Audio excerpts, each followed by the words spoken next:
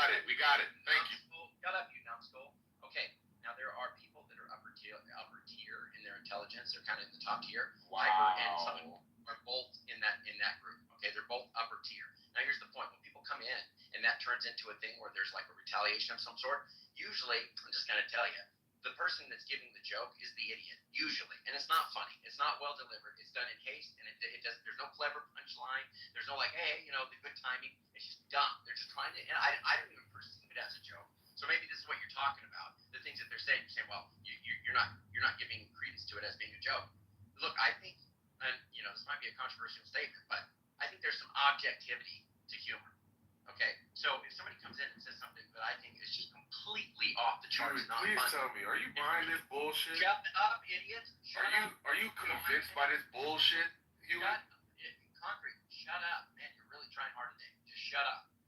The stuff that's being said in chat, usually it's in chat because they've been moved down by a mod.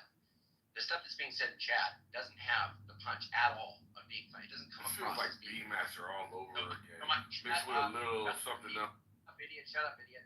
So my point here is, it's just not even classified as humor. It's not even funny. I don't even put it in that class. Now, I have heard trans jokes that have been funny. I think Dave Chappelle's made trans jokes that are funny. I think people have made jokes that are funny about sexual orientation. I've seen it across the board, all different classes. Okay, but just typically, I don't see that in the room that we're in. So that's why you won't see that. That's all. Okay, and so the problem now I'm having is that it feels like you've contradicted yourself in two parts. One, Bob came to your defense just now to clarify that you were saying that you haven't heard a funny trans joke, essentially.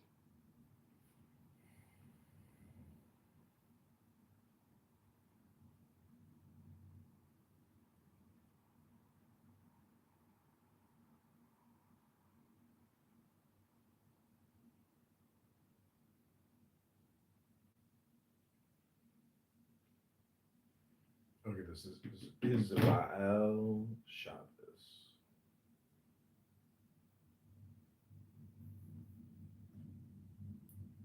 He had not been master of the house, husband of Elohim. He would have been punished for what he said, but since he was not punished. It is like a man who falls into an argument with his wife and speaks harshly to her. She starts to get upset, but as the words begin to fly, the king appears and takes up the word. She turns silent and says nothing more. The king says to him, "Do you not know that I am king? It is as if you spoke these words against me." Here too, as if it were possible, Moses returned to Yahweh. He said, "Adonai, why did you wrong this people?" At once Elohim spoke to Moses. She started to get upset. At once the king took up the word. He said to him, "I am Yahweh. Do you not know that I am king? You spoke it." Rabbi Yosef said, "Moses, if he had not been master of the house, husband of Elohim, he would have been punished for what he said. But since he was not punished. It is like a man who falls into an argument with his wife and speaks harshly to her. She starts to get upset, but as the words begin to fly, the king appears and takes up the word.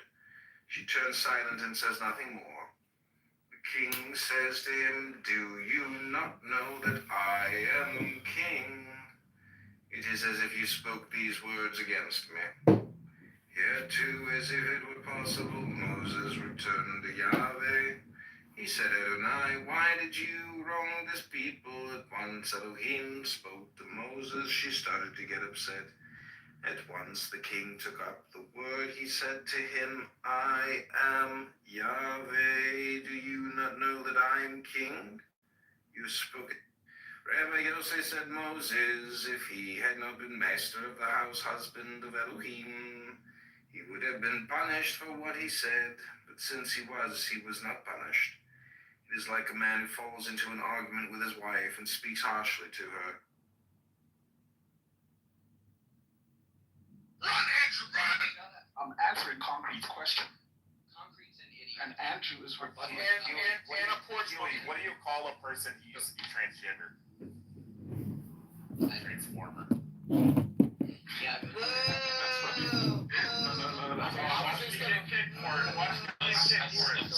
Transformer.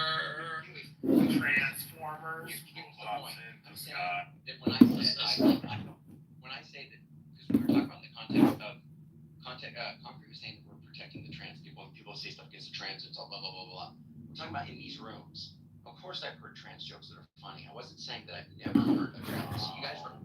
Shut up, you idiot. Okay, Andrew, I understood. Look, I've been here for most of those conversations. Okay, Replay will be on. Okay, hold on. One of the issues I'm having is this, right? You could make a choice at any given moment in any of these particular groups to attack the individual, but instead you decide to perhaps extrapolate some broader sort of context for the individual when you tell a racialized joke. And if we're talking about racialized jokes or racist jokes, then we're no longer like having a conversation strictly in the realm or the domain or territory of the individual, right?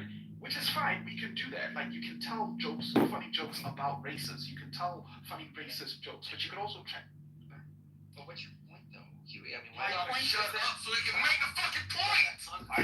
I need to get something off my chest. Concrete interrupts Said all the time. by every trans guy ever. Concrete. Then grab a napkin. Yeah. Just, oh gosh. Then deflate your mantle. Listen, Andrew. My worry here is this: in order for us to have this dialogue, right, we both have to be able to engage in the dialectics here. And I feel like part of what you're doing by interrupting or interjecting arbitrarily is something called dialectic obfuscation, right? If I can't necessarily land the point, then you can only really contend with like half the issue. I'm trying to flush out the entire issue. Okay, I will say go ahead.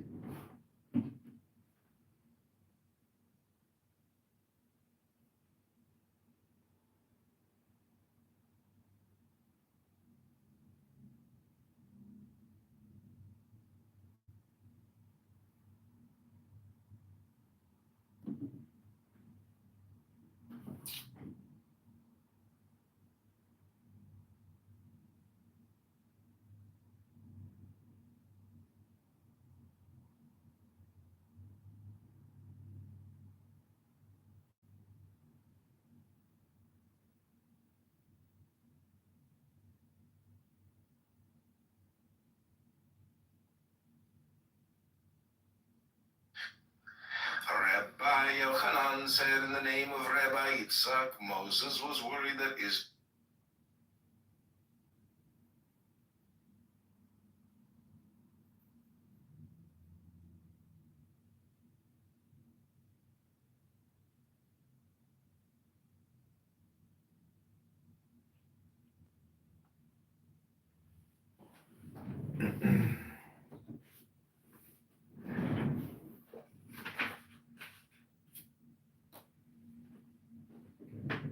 Pharaoh, Israel, and God, Yahweh, hardened the heart of Pharaoh, king of Egypt, and he pursued the children of Israel.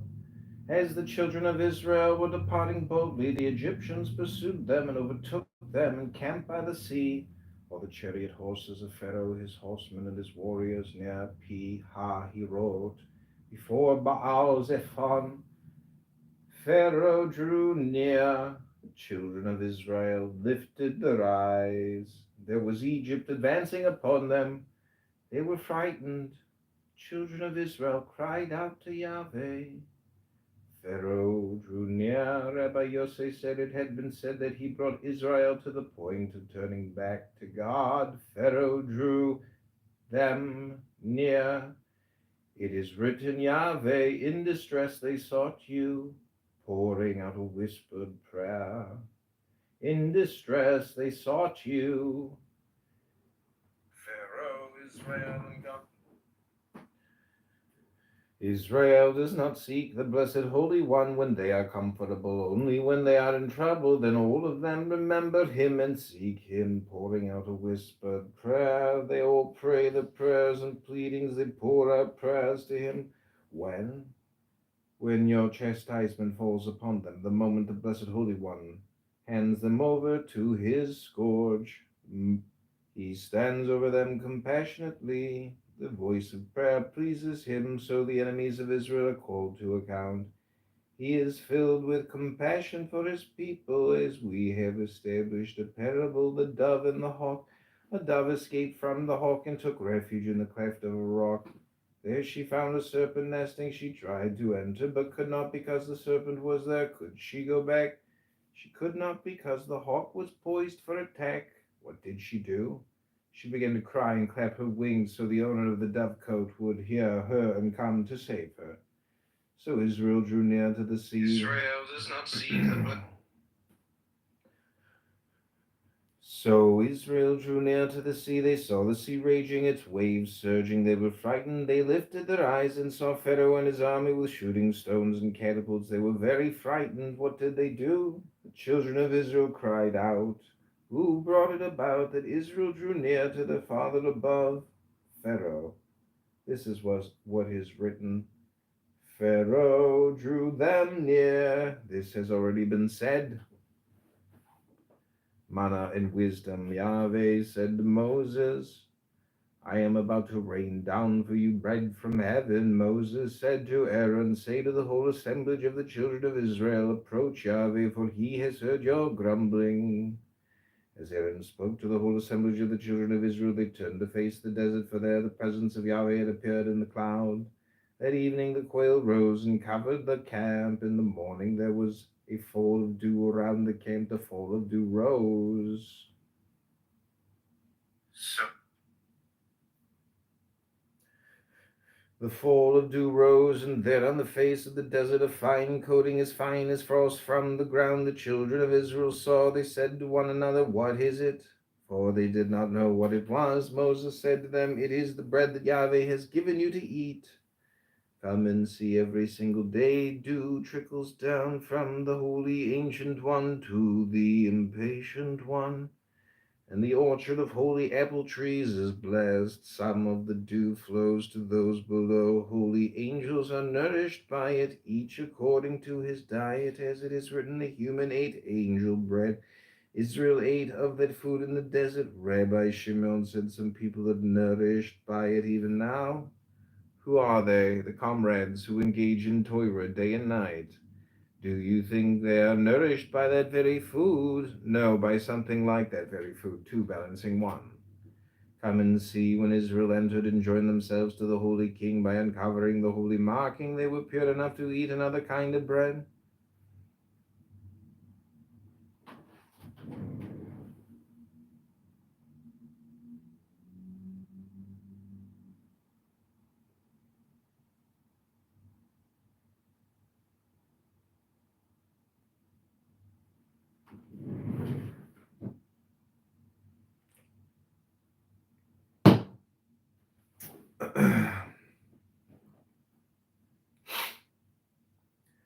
At first, when Israel went out of Egypt, they went into the bread called matzah.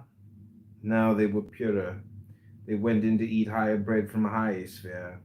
As it is written, I am about to rain down for you bread from heaven, literally from heaven. It was then that Israel discovered the taste of this sphere. Comrades engaging Torah are nourished from an even higher sphere. Which is that? That which is written, wisdom gives life to those who have it, a very high sphere. Rabbi Eleazar said to him, if so, why are they weaker than other human beings? Other human beings are stronger and more powerful. The comrades should be the stronger ones. He said to him, a good question, come and see. All human food comes from above. The food that comes from heaven and earth is for the whole world. It is the food for all. It is coarse and dense.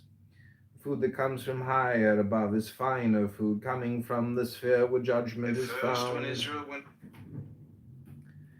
This is the food that Israel ate when they went out of Egypt, the food found by Israel that time in the desert from the higher sphere called heaven. It is an even finer food, entering deepest of all into the soul, detached from the body, called angel bread. Highest food of all is the food of the comrades, those who engage Torah, for they eat food of the spirit and the soul breath.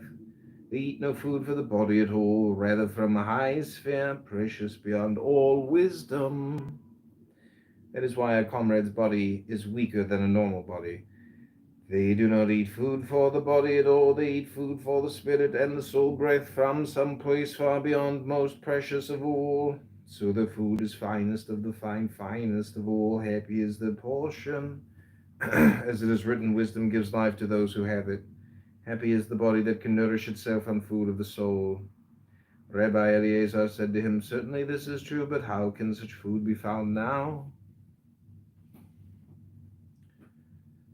He answered, Certainly a good question. Come and see, this is the clarity of the word, the food of the comrades engaging. Torah is most precious of all. This food flows from wisdom on high. Why from the sphere? Because Torah derives from wisdom on high, and those who engage Torah enter the source of her roots, so the food flows down from that high and holy sphere. Rabbi Eliezer came and kissed his hands. He said, Happy is my portion. I understand these words. Happy is the portion of the righteous, engaging Torah day and night. Entitles them to this world and the world that is coming, as it is written, That is your life and the expanse of your days. Is there anyone like Moses? On the third new moon, after the children of Israel had gone forth from the land of Egypt, on that very day they entered the desert of Sinai. They journeyed from Rephidim and entered the desert of Sinai, and camped in the desert. Israel camped there, facing the mountain, and Moses went up to Elohim. Come and see, this is the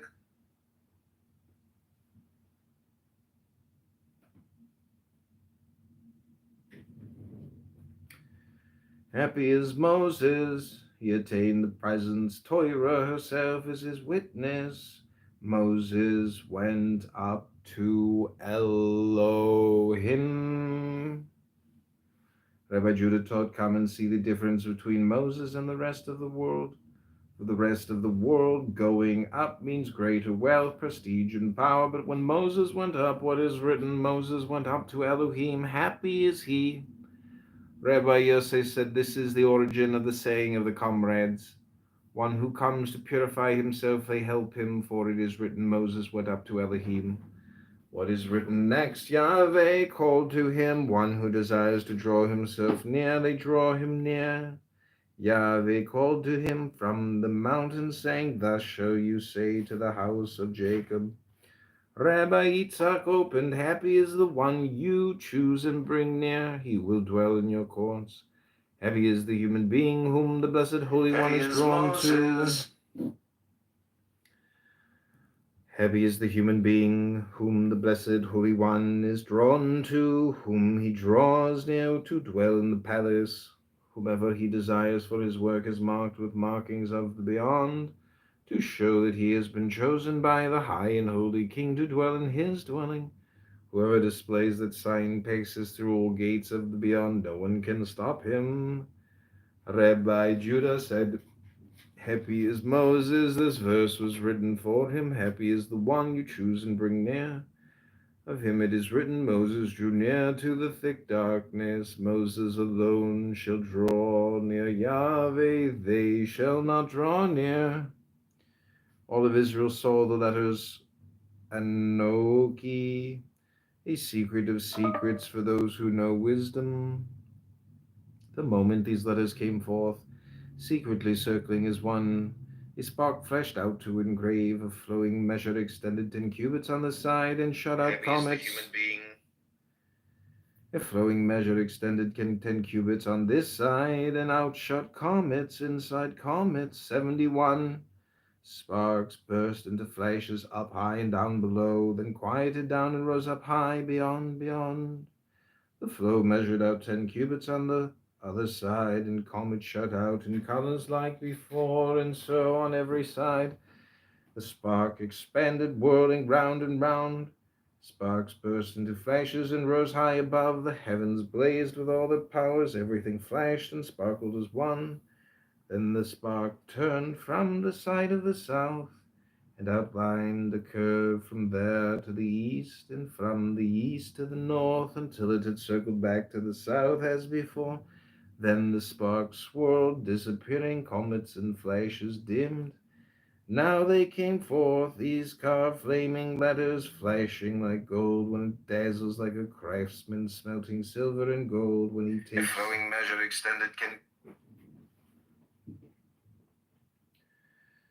Like a craftsman smelting silver and gold when he takes them out of the blazing fire. All was bright and pure, so the letters came forth, pure and bright, from the flowing measure of the spark. Therefore it is written, the word of Yahweh is refined, as silver and gold are refined. When these letters came forth, they were all refined, carved precisely, sparkling, flashing. All of Israel saw the letters flying through space in every direction, engraving themselves on the tablets of stone. The old man and the beautiful maiden. Rabbi Hiyah and Rabbi Yosef met one night at the Tower of Tyre. They stayed there as guests, delighting in each other. Rabbi Yosef said, I am so glad to see the face of Shekhinah. Just now, the whole way here, I was pestered by an old man, a donkey driver, kept asking me riddles the whole way. What is a serpent that flies in the air and wanders alone while an ant lies peacefully between its teeth? Beginning in union, it ends in separation. Like a craftsman smelting silver and gold when he. What is an eagle that nests in a tree that never was? Its young who have been plundered, who are not created creatures, lie somewhere uncreated. When they go up, they come down. Coming down, they go up. Two who are one, and one who is three. What is a beautiful maiden who has no eyes and a body concealed and revealed? She comes out in the morning and is hidden all day. She adorns herself with adornments that are not. All this he asked on the way. I was annoyed. Now I can relax. If we had been together, we would have engaged in words of Torah instead of strange words of chaos. Rabbi Hia said, that old man, the donkey driver, do you know anything about him? He answered, I know that there is nothing in his words. If he knew anything, he should have opened with Torah. Then the way would not have been empty. Rabbi Hia said, that donkey driver, is he here? For sometimes in those empty fools you discover bells of gold. What? He said to him, here he is, fixing up his donkey with food. They called to him. He came before them. He said to them, now two or three and three are like one. Rabbi Yosef said, didn't I tell you that all his words are empty nonsense? He sat before them and said, rabbis, I turned into a donkey driver only a short time ago. Before I wasn't one. But I have a small son and I put him in school. I want him to engage Torah. When I find one of the rabbis traveling on the road, I guide his donkey from behind. Today I thought that I would hear new words of Torah, but I haven't heard anything. Rabbi Yosef said, of all the words I heard you say, there was one that really amazed me. Either you said it out of folly or they're empty words. The old man said, and which one is that? He said, the one about the beautiful maiden. The old man opened and said, Yahweh is on my side. I have no fear. What can any human do to me? Yahweh is by my side, helping me. It is good to take refuge in Yahweh. He said to him, here he. How good and pleasant and precious and high are words of Torah. How can I say them in front of rabbis from whose mouths until now I haven't heard a single word, but I shall say them. Because there is no shame at all in saying words of Torah in front of everyone. The old man covered himself. The old man opened and said, Moses went inside the cloud and ascended the mountain. What is this cloud? The one of which it is written, I placed my bow in the cloud. We have learned that the rainbow took off her garments, gave them to Moses wearing the garment. Moses went up the mountain. From inside it he saw what he saw, delighting in the all up to that place. Comrades approached and threw themselves down in front of the old man. They cried and said, if we have come into the world only to hear these words from your mouth, it is enough. The old man said, friends, comrades, not for this alone did I begin the word. An old man like me doesn't rattle with just a single word. Human beings are so confused in their minds.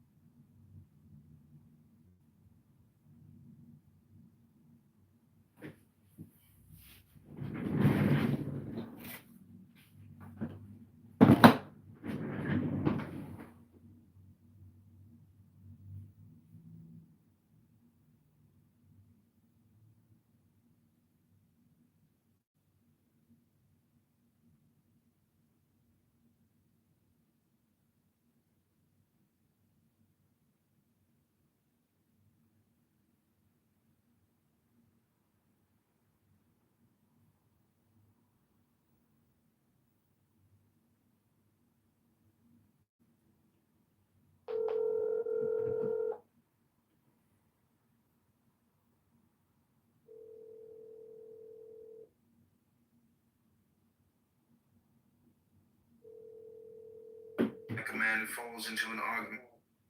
Here. Okay, good Shabbos.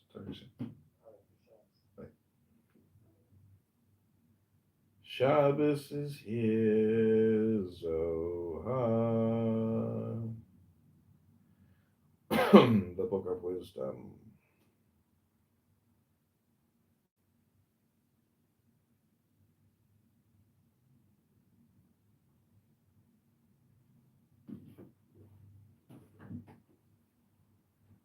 Pleasant and precious and high words of Torah. How can I say them in front of rabbis from whose mouths until now I haven't heard a single word, but I shall say them. Because there is no shame at all in saying words of Torah. The old man covered himself, the old man opened and said, Moses went inside the cloud and ascended the mountain. What is this cloud? The one of which it is written, I have placed my bow in the cloud. We have learned that the rainbow took off her garments, gave them to Moses wearing the garment. Moses went up the mountain. From inside it he saw what he saw, delighting in the all up to that place. Comrades approached and threw themselves down in front of the old man. They cried and said, If we have come into the world only to hear these words from your mouth, it is enough. The old man said, Friends, comrades, not for this alone did I begin the word. An old man like me doesn't prattle.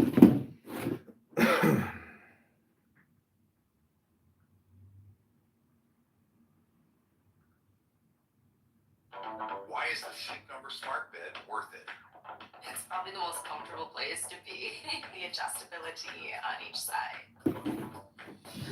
Having the ability to adjust it to what my body needs on any given night. My husband tends to keep it a little harder and I keep it a little softer, and it really helps me get a good night's sleep.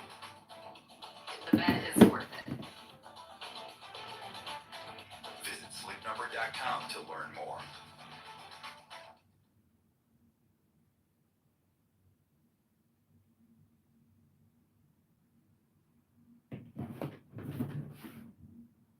Hi, I'm Kevin Harrington, an original shark from Shark Tank. Backed by a team of dedicated professionals with expertise in finance, technology, and investing, NERP is committed to transforming the investment world. By blending traditional investment methods with the technology advancements of today, they can help you carve a path towards a more prosperous financial future. And joining me today is the CEO, Jeff Seckinger. Jeff, thanks for being here today. It's awesome to have you. Excited to be here. Let's talk about NERP and why you decided to found NERP. So I've been in the investment world for 10 years now. I work for the largest bank in the United States in asset management, and I like to study the absolute greats of any industry that I'm getting into. So in this example, I was looking into trading, and I found a guy named Jim Simons, who ran a company called Renaissance Technology. Ever heard of him or no? No, I haven't. No. So yeah, most people have not, but he was the most successful hedge fund manager of all time. He averaged 66% per year for 30 years. Oh boy. So his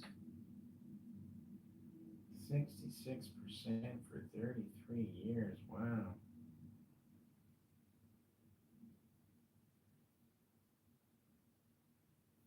Happy is the human being whom the blessed Holy One is drawn to, whom he draws near to dwell in the palace. Whoever he desires for his work is marked with markings of beyond, to show that he has been chosen by the Holy King to dwell in his dwelling. Whoever displays that sign paces through all gates of... Can you bring me in there? Yeah, if they're still there. Well, it's just Fiona. Have you heard any words of Torah this Shabbos?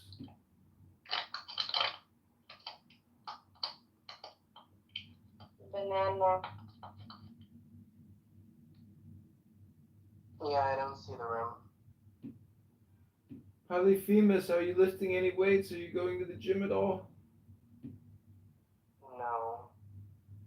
You are one lazy Torah scholar. You call yourself Jewish? I'm not Jewish. The fuck? Then what are you?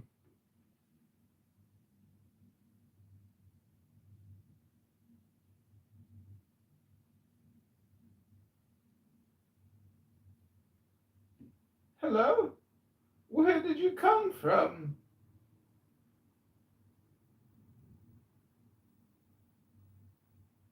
You're just here for the hairy ball sex, aren't you? It's just pathetic and disgusting. Oh. Danny.